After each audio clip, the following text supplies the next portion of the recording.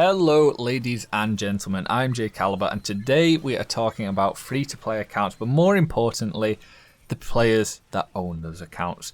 If it isn't already hard enough having a free account where you're trying to learn and master the game, coming to grips with all the weapons and classes and maps, trying to figure out what works and what doesn't, and then in recent TF2 updates, it just got a little harder.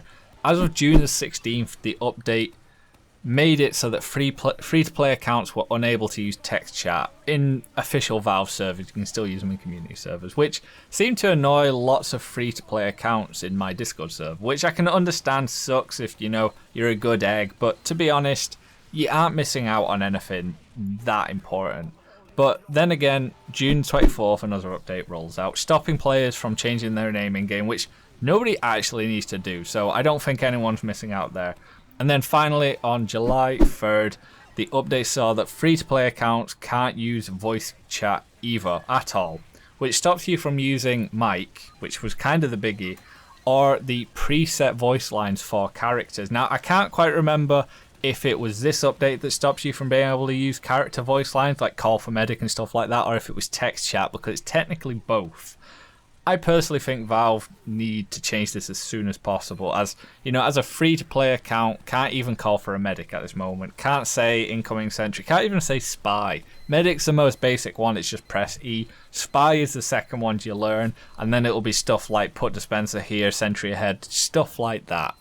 You know, there wasn't any harm done with the pre-recorded voice lines by any character. You couldn't use any racial slurs or say anything offensive over them. Couldn't do anything funny like that.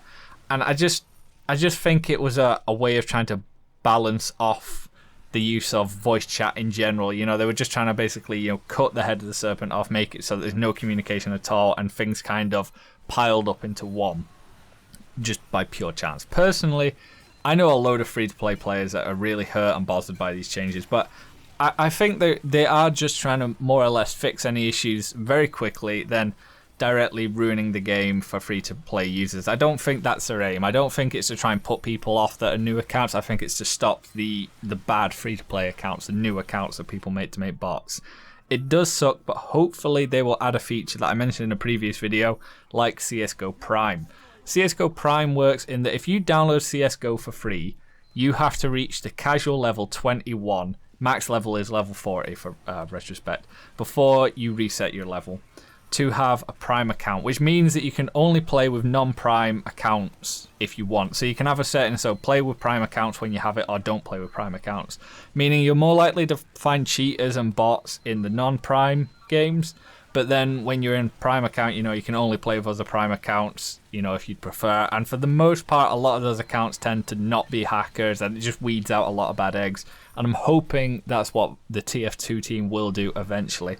I'm hoping this is what the TF2 team will ultimately go for, or something along these lines, a TF2E version of it. But, you know, only time will tell. What are your thoughts on this? And what would you do if you were in Valve's shoes? This week's shout out goes to Twitch follower Nuka Mega 01. Greatly appreciate the support.